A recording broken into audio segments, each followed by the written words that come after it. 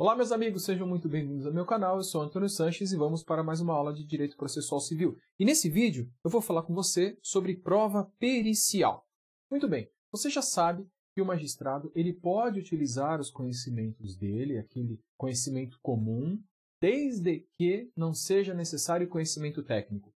Porque se for necessário conhecimento técnico, o magistrado não pode se valer dos seus conhecimentos anteriormente amealhados para julgar o processo. Por exemplo, vamos imaginar que antes de ser juiz, o juiz tenha feito faculdade de engenharia. Então ele é engenheiro, por exemplo, engenheiro civil, e aí ele recebe na vara para julgar um processo que envolva uma circunstância de engenharia. Bom, ele é engenheiro civil, mas ele não pode utilizar os conhecimentos dele de engenheiro civil para julgar o processo. Porque o conhecimento dele de engenharia não é um conhecimento normal, não é um conhecimento que qualquer pessoa tenha.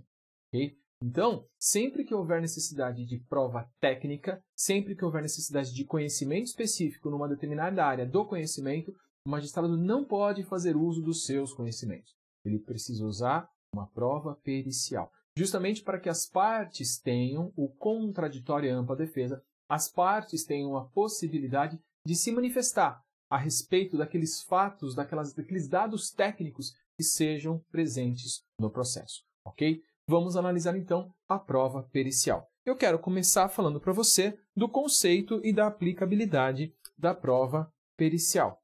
Como você já pôde perceber, é a prova técnica. E ela se aplica quando? Quando há necessidade de conhecimentos técnicos. Porque quando há necessidade de conhecimentos técnicos, não adianta prova testemunhal, não adianta depoimento pessoal. Por exemplo, para saber por que uma viga rompeu, por que uma coluna rompeu. Isso só é aferível, isso só é verificável, juridicamente falando, a partir de uma perícia que diga por que aquela coluna rompeu.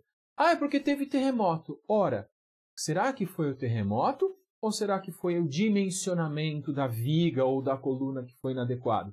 Será que foi o terremoto ou será que foi o material utilizado? Será que foi o terremoto ou será que foi a execução daquele projeto que foi complicada? A execução foi mal feita? Então, todos esses detalhes só podem ser verificados por meio de perícia. E é para isso que serve a prova pericial. É aí que se aplica a prova pericial, quando há necessidade de conhecimento técnico. Okay? Continuando aí, muito importante, pouca gente sabe disso, principalmente os clientes lá no escritório, não é? O juiz não está vinculado ao laudo. Então, o juiz, claro, livre convencimento motivado. O juiz tem que dizer por que ele desconsiderou um laudo. Porém, o magistrado não é obrigado a acolher os argumentos do laudo. Ele pode afastar o laudo pericial, e julgar de maneira diversa daquilo que ficou estabelecido na perícia. É claro que, no mais das vezes, ele vai seguir o que está estabelecido pelo laudo, pelo perito. Porém, ele não é vinculado. O magistrado não está adstrito, vinculado ao laudo. Ele pode, sim, levar o julgamento dele para um outro caminho. Porque o que vai formar o convencimento do juiz é o conjunto probatório. São todas as provas do processo. Ok? Continuando aí, vamos analisar três possibilidades. Eu tenho o perito judicial, eu tenho o perito particular e eu tenho a prova técnica simplificada. Vamos entender cada um deles. Bom, o perito judicial é aquele nomeado pelo juízo.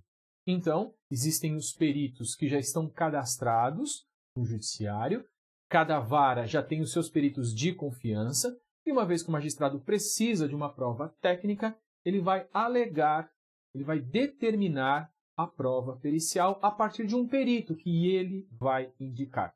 Okay? Esse perito se sujeita às mesmas hipóteses de impedimento e suspeição do que o magistrado. O perito tem que ser imparcial. Inclusive, as partes podem alegar impedimento e suspeição do perito. A gente vai ver daqui a pouquinho. Mas, além do perito judicial, eu tenho o perito particular. O que é o perito particular? É um profissional, é um técnico, é um especialista de confiança das partes, que é nomeado, indicado pelas partes. Então, as partes, de comum acordo, podem indicar o perito e já podem, inclusive, estabelecer o objeto da perícia, o perito faz e o próprio perito particular apresenta o laudo. Claro que tudo isso pressupondo a anuência de ambas as partes, ok? Porque se ambas as partes concordaram em relação a quem é o perito, a realização do laudo, não há que se falar em prejuízo, não há que se falar em alegação de nulidade. Você sabe muito bem, não há nulidade sem prejuízo. Mas além do perito judicialmente nomeado, além do perito particular indicado pelas partes, eu tenho também a prova técnica simplificada. Não é perícia. A prova técnica simplificada é a oitiva de um especialista pelo magistrado. Ele é um perito, mas ele não faz a análise no objeto probatório. Ele não faz a perícia. Ele apenas diz para o juiz o entendimento dele a respeito daqueles fatos. Quais detalhes podem ter levado a um ou a outro acontecimento. Ok? Então, o perito judicial, o juiz nomeia. Esse perito tem que ser imparcial, se submete às hipóteses de impedimento e suspeição. Depois, perito particular, indicado pelas partes. E prova técnica simplificada, que é a oitiva de um especialista, também de confiança do juízo, também imparcial, também nomeado pelo juiz. Ok? Além disso, nós temos uma outra figura que sempre pergunto quando eu estou dando aula lá no presencial, assistente técnico. Antônio, o assistente técnico é um perito, não é? Como é que funciona essa circunstância?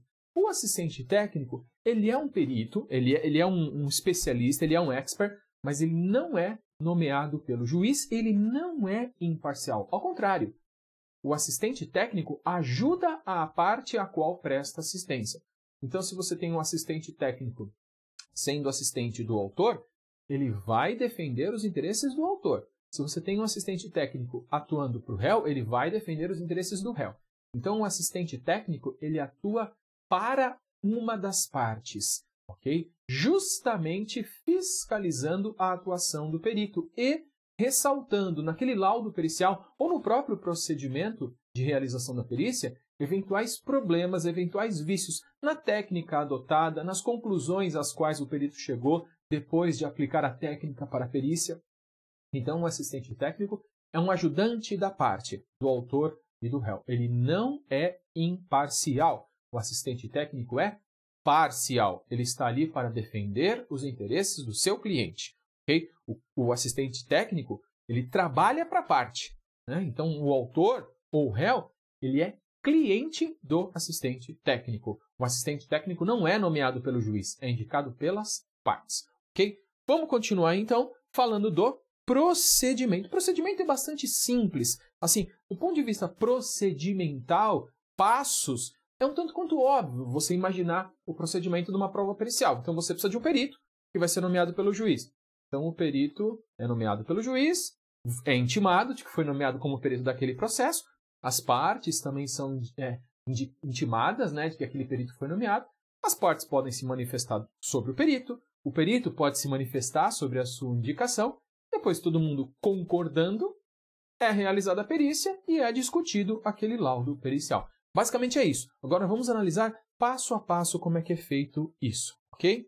Vendo lá, tem a nomeação do perito, feita pelo magistrado, ok? É claro que aqui a gente já passou, né? As partes indicaram as provas que pretendiam produzir, e aí as partes indicaram que pretendiam produzir prova pericial. Aí o juiz deferiu a prova pericial e nomeou o perito. Então o juiz lá no processo nomeia o fulano de tal, já cadastrado entre aqueles peritos de confiança do juízo, nomeia o fulano de tal perito. Uma vez nomeado perito, obviamente, duas pessoas, ou melhor, duas naturezas de pessoas têm que ser intimadas, né? O próprio perito tem que ser intimado e as partes têm que ser intimadas, autor e réu. Ambos precisam ser intimados, ok? Perito e partes, autor e réu.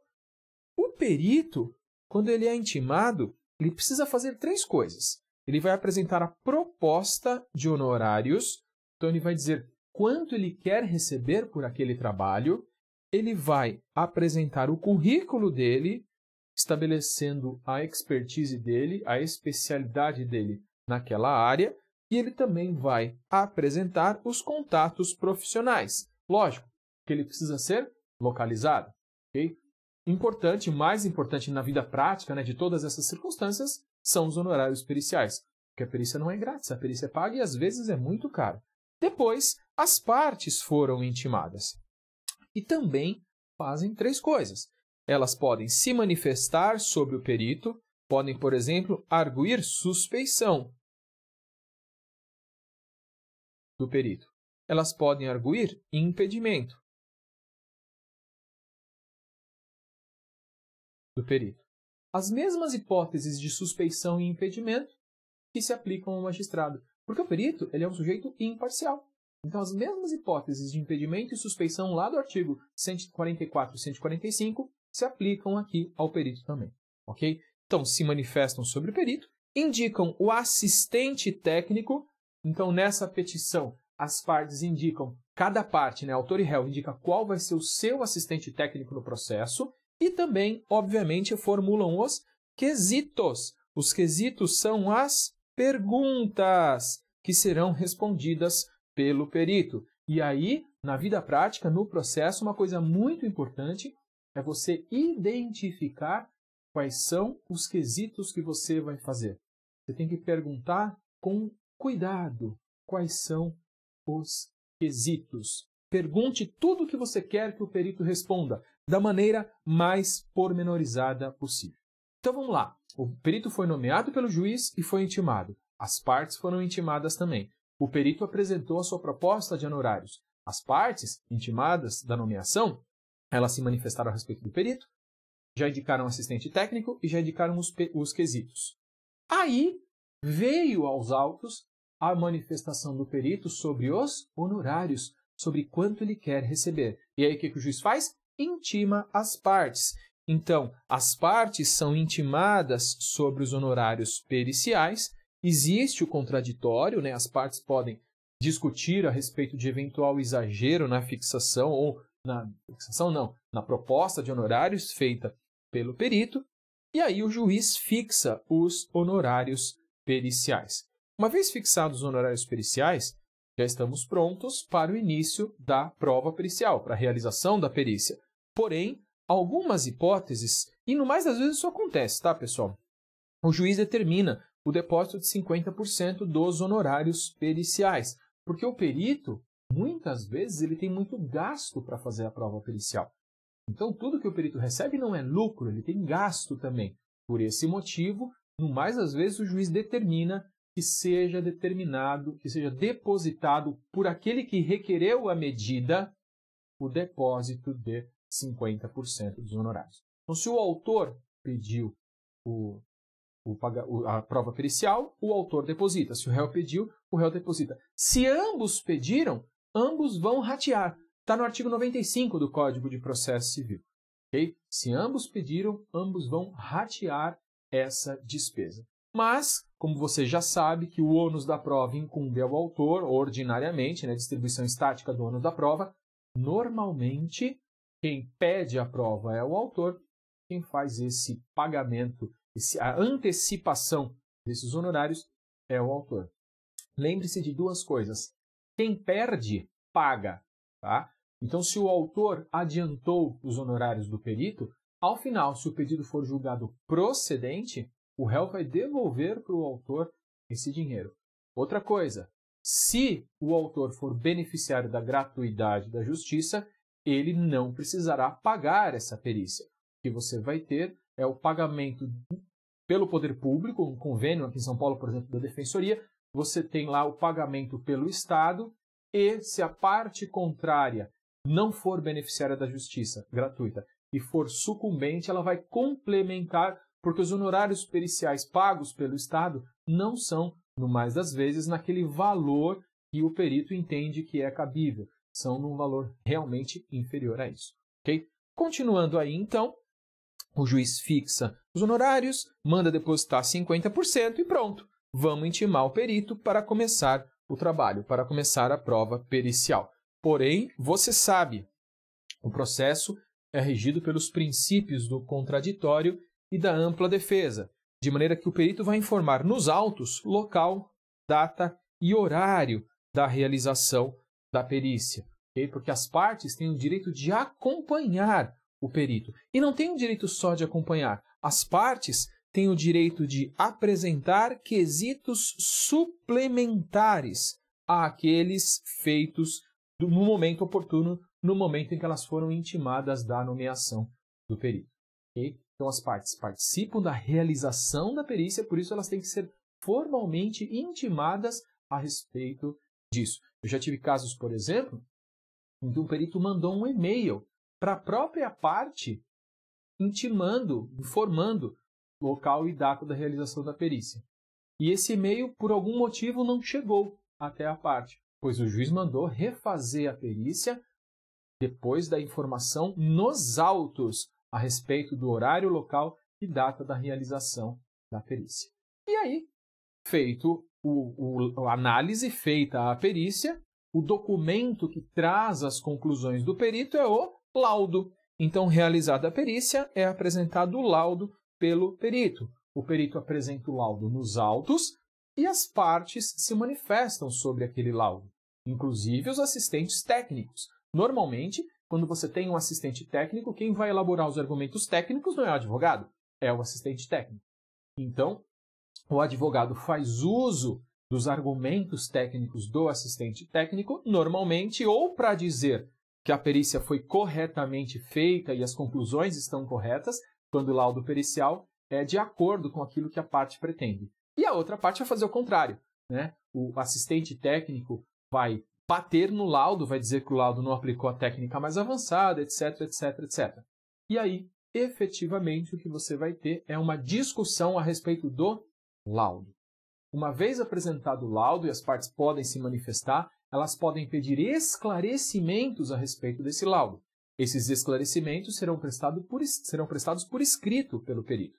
E mesmo assim, as partes ainda podem pedir a oitiva do perito em audiência. Então, o perito presta esclarecimentos por escrito e, eventualmente, pode ser intimado para participar da audiência. Eu nunca precisei pedir o comparecimento de um perito à audiência. Porém, frequentemente, eu peço para o perito esclarecer. Eu faço o pedido de esclarecimentos a respeito do laudo pericial. Claro, sempre que o laudo pericial vem contrário ao que estabelece o interesse do meu cliente no processo. Quando o laudo pericial vem de acordo com o interesse do meu cliente, obviamente eu apenas concordo e ratifico tudo aquilo que está no laudo pericial. Ok? Se houver necessidade, o magistrado determina uma segunda perícia. Só que a segunda perícia não substitui a primeira. A segunda perícia, ela é complementar ou suplementar. Ela vai somar à perícia que já está no processo para fins de formar o convencimento do magistrado. Lembrando também que o perito ele se sujeita ao crime, né? Falso testemunho e falsa perícia. Eu não sou um penalista, mas eu sei que a mesma figura penal, o mesmo tipo penal, pune tanto a testemunha como o perito que falsifica. Então, o perito, em que pese seja um particular em colaboração com o poder público nesse momento, ele é equiparado a agente público e vai sofrer as consequências deste crime. Ok? É isso aí. Prova pericial. Um grande abraço e até o próximo encontro. Tchau, tchau.